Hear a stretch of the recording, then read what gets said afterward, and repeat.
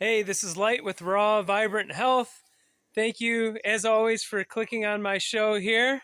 I hope that everyone is doing fantastic and feeling great. And today I'm going to get into how you should break a fast because I really see it a lot. People are not breaking it properly, they don't know what they're doing. And of course, I'll admit it's not always easy to break it properly, because the emotions and just just going from one thing back into another world and transitioning back, it's not easy, so I commend everyone. Thank you for doing this deep work. It's not easy, but there are some things that are just basics that you should know about. So when you're breaking a fast, whether that be like water fast, juice fast, or whatever kind of fast, you're going to want to always break it with fruits. Always break it with fruits.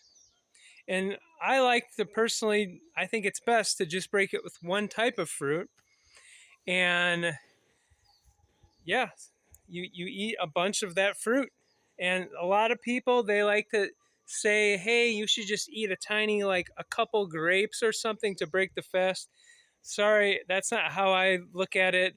I do advise people to, like listen to your body. And if you really are having trouble eating too much, don't force too much. But you do need to force a little bit sometimes when you are breaking a fast, just because you need to get back to eating again. There's fasting, and then there's eating. There's the two worlds. You don't want to be kind of like in the middle. You want to be doing one or the other. So personally, for me, if I can eat, a few dragon fruits or half a watermelon to break the fast with, I will. I mean, if you've been going really far out on a water fast or something, it might be difficult to, eat that much. But yeah, like I said, um, you want to go with your intuition and make the call on your own, make the call on your own. There are some times when I've broken a fast and I really haven't needed, uh, I wasn't able to eat a lot of food, like I said, and there are other times where I was, so just know that. And yeah, like I said, you have to break it with fruits. I mean, I mean, there are some exceptions, but you can't be breaking it with meat. You can't be breaking it with eggs. You can't be breaking it with cereal and milk. I see that sort of thing all the time. It's like, guys, do not do that. It's dangerous. Or you break it with potatoes or, starchy root vegetables. Like, it's just going to be painful and dangerous. Very dangerous. So you must know that. And the other thing is, if you're fasting,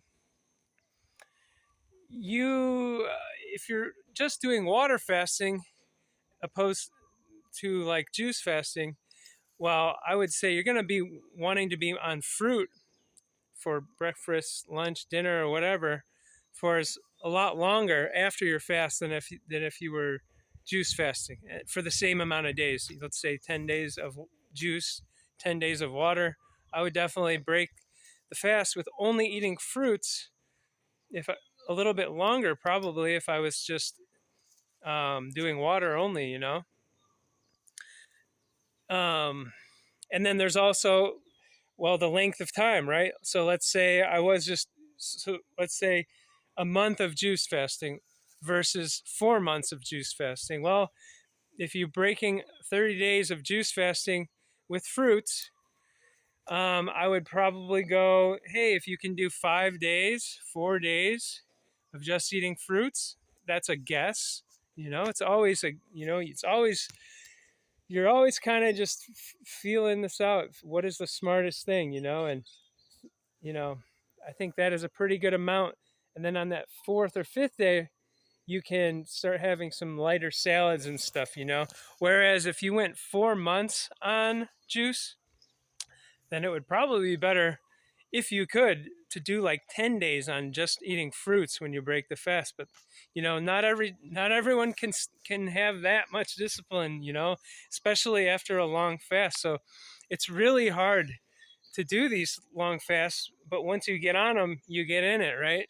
But the thing is that's just half of the battle. That's just half of the battle, and this is what I tell everybody, because it's like just the utmost importance of being successful here is that's, like I said, just half the battle. The other half is breaking your fast properly, not breaking it with a tuna sandwich, not breaking it with a, you know, Mc whatever, McChicken, or I don't know.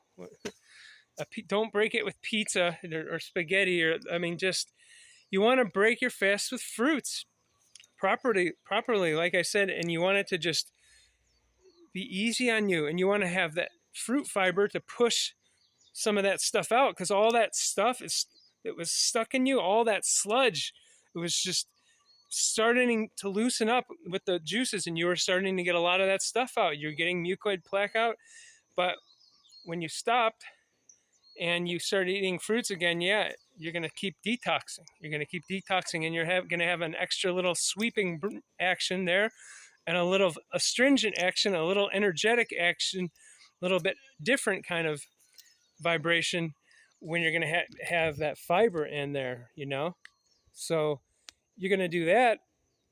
And then there's the next few months. That's the other half of this. It's you're doing your detox, you're doing your fast, and then there's however many days you're going to just eat fruit, and then you're transitioning to fruit, still staying raw, and having like one salad a day or two huge salads a day. I like to just, one salad is, most people's definition of a salad is so small. It's like, man, a salad meal for me is like a gigantic salad, so anyways, so yeah, and then that's the second phase. Is the first phase, when you break the fast, is just the juicy fruits. The second phase, you're gonna have fruits with some salads, still kind of lighter, maybe some like avocado, maybe a little tahini, stuff like that, but not like avocado, tahini, almonds, tempeh, potatoes. Like, you don't want to have all the heavy stuff at once. You just want to still be light. And then later on, the phase 3 would be basically going a little bit heavier, than maybe having some cooked stuff or more cooked stuff if you accidentally slipped into the cooked a little bit.